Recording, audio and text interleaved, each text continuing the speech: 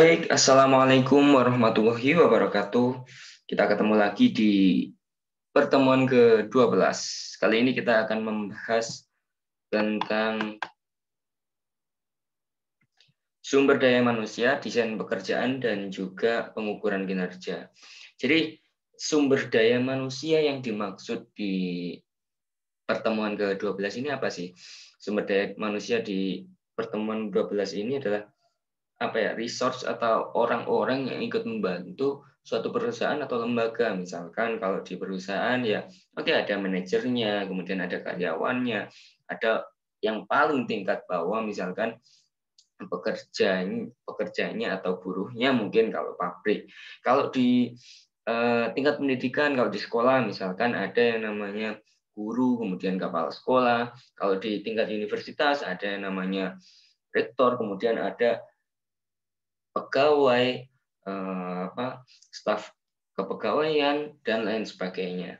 Jadi semua itu adalah sumber daya manusia yang ada di suatu organisasi atau di suatu lembaga yang akan dimanfaatkan dengan tujuan untuk mencapai visi misi suatu lembaga tersebut. Kalau perusahaan, oke lah, pasti tujuannya mencari laba yang besar.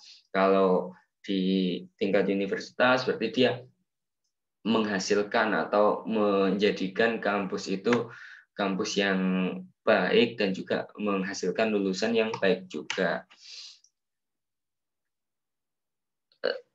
Kemudian ada yang namanya sumber daya manusia itu nggak hanya direkrut saja kemudian membantu visi misinya, karena masing-masing perusahaan itu punya strategi produknya masing-masing seperti yang sudah kita pelajari kemarin. Ada yang namanya strategi barang dan jasa.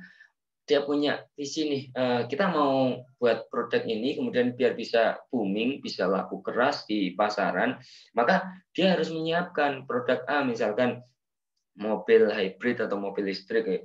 Dan nggak semerta-merta dia punya SDM yang awalnya dia nggak bisa membuat mobil listrik, tiba-tiba dia buat mobil listrik. Kan berarti akan kesulitan. Nah, untuk mencapai tujuan itu, maka harus disiapkan SDM-nya. Caranya salah satunya apa? Dengan mengembangkan SDM-nya. Nanti akan kita bahas. Jadi sumber daya manusia dan desain pekerjaan itu berhubungan dengan 10 strategi manajemen operasional kemarin. Ada strategi produk, strategi proses, kemudian schedule, kemudian ada strategi lokasi, juga strategi tata letak. Itu berhubungan dengan sumber daya manusianya. Sama seperti yang awal tadi, misalkan strategi produk, misalkan berhubungan dia mau menciptakan suatu barang tertentu dengan spesifikasi tertentu, maka dia membutuhkan yang namanya SDM yang mumpuni untuk mengerjakan itu. Kemudian scheduling atau penjadwalannya. Dengan SDM yang kita punyai, kira-kira berapa lama waktu untuk mengerjakan produk tersebut. Kemudian strategi proses, bisa menggunakan teknologi, bisa menggunakan mesin. Oke lah, kalau misalkan menggunakan teknologi, apa SDM-nya sudah siap menggunakan teknologi. Kalau menggunakan mesin tertentu, mesin A, misalkan, apakah sudah siap?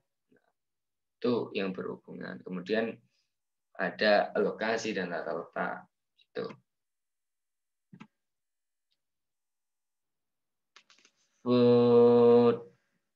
Nah ini, jadi desain pekerjaan itu teman-teman biasanya kalau di organisasi pernah dengar yang namanya job desk-nya, gitu ya, job desk-nya masing-masing. Ada job desk-nya kepanitiaan, kemudian tugas dan wewenangnya di masing-masing departemen atau divisi atau apalah teman-teman menyebutnya, itu pasti punya tugas dan tanggung jawab yang diemban dan harus dilaksanakan.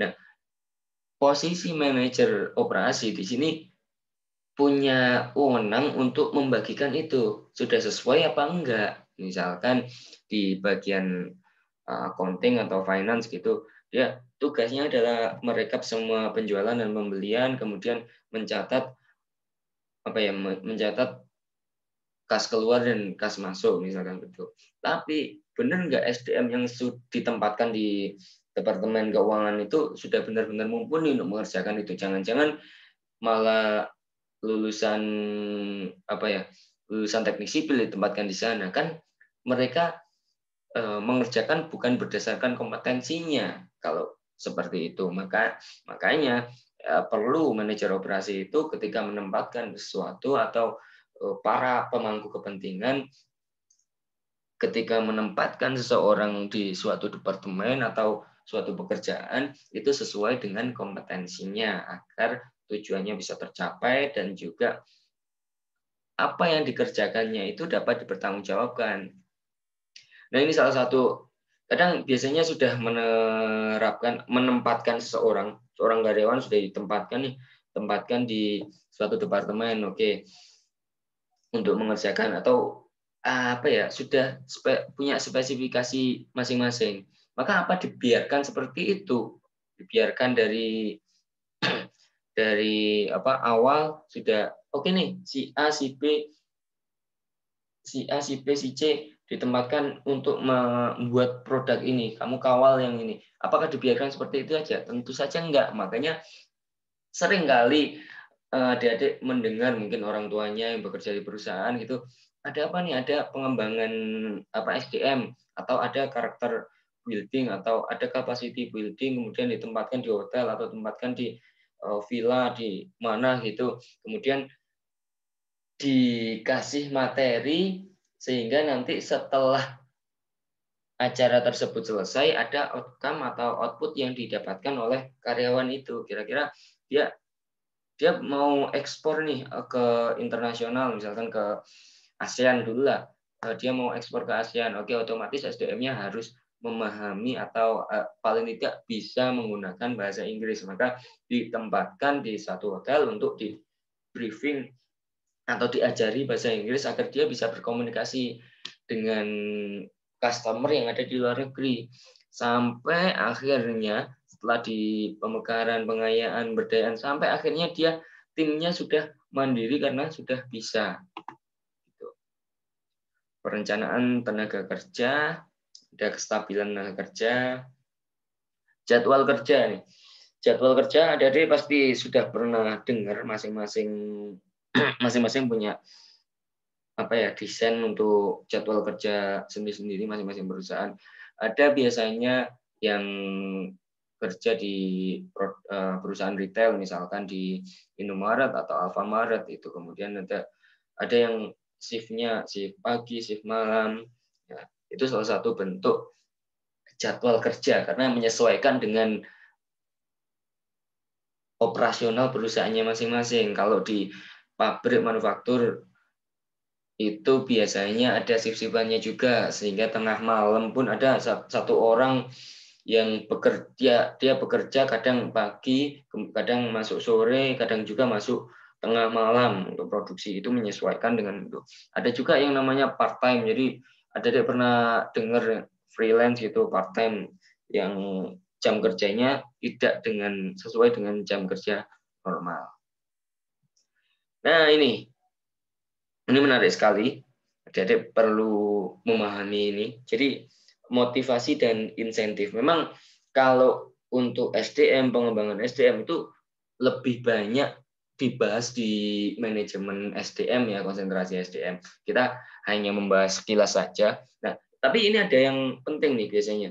Ada yang penting masalah motivasi kerja, kemudian kinerja, dan juga insentif. Oke. Insentif itu bentuknya apa? Insentif bisa juga bonus, bisa juga THR, bisa juga gaji yang tinggi. Itu salah satu bentuk insentif. Nah, ini mencari bagaimana hubungannya insentif dan motivasi kerja. Kadang-kadang yang di tempat orang-orang yang di tempat gajinya ternyata di bawah UMR, misalkan cuma 1,5 juta, itu kemudian dia dituntut untuk bekerja yang keras atau jam kerjanya banyak banget gitu. Nah, itu biasanya kinerjanya akan apa ya, akan agak kurang dibandingkan dengan dia dapat fasilitas yang baik, gaji yang baik, kemudian bonus yang baik, dan juga THR yang baik, maka kinerjanya juga akan bagus. Nah, ini berhubungan banget dengan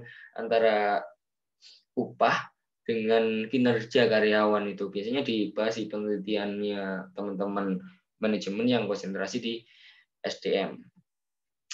Pengukuran kerja biasanya ada berdasarkan riset atau riset waktu, kemudian ada sampel kerja. Misalkan mau buat barang A, dia ternyata berdasarkan riset atau sampelnya dia membutuhkan waktu sekian. Oke, itu menjadi standarnya. Berarti untuk memproduksi barang A, maka standar waktunya berapa jam, sekian jam misalkan. Nah, berarti kalau lebih dari itu, maka ini kinerja karyawan ini agak kurang. Oke, itu penjelasan singkat. Selanjutnya kita berdiskusi masalah ini nih yang menarik, kita tarik ke akuntansi. Ini yang menarik. Jadi ada insentif itu. Insentif. Ini nanti berhubungan dengan ada yang namanya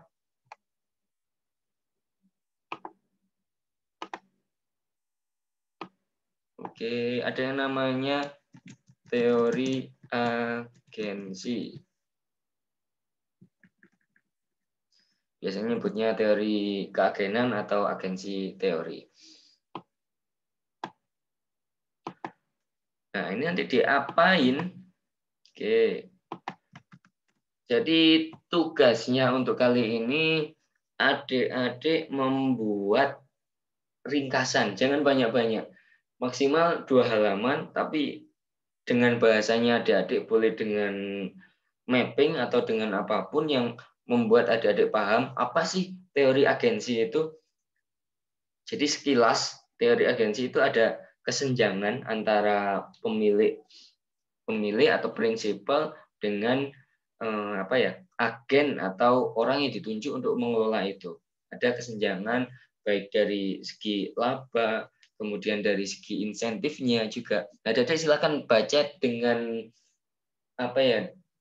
dengan referensi apapun itu silahkan. Nanti dibuat, diketik, kemudian jadikan PDF, dikumpulkan maksimal cuma 2 halaman. Kalau 1 halaman saja, kemudian sudah bisa menjelaskan, adik-adik sudah bisa memahami apa sih teori agensi. Nanti akan berlanjut biasanya teman-teman akuntansi kalau mau buat penelitian yang berhubungan dengan kinerja karyawan, kemudian kinerja perusahaan, biasanya ada teori-teori yang diambil, salah satunya teori agensi ini. Adik-adik silakan buat ringkasan, dikumpulkan hari ini juga. Oke.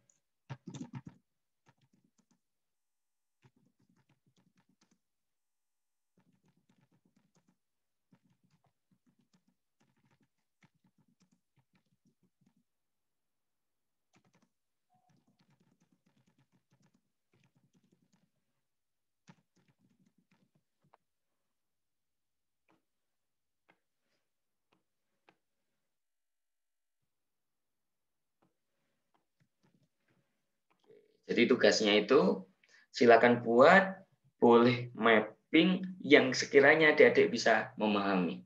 Oke, sekian dari saya, lanjut di forum diskusi. Kalau ada salah kata saya maaf. Wassalamualaikum warahmatullahi wabarakatuh.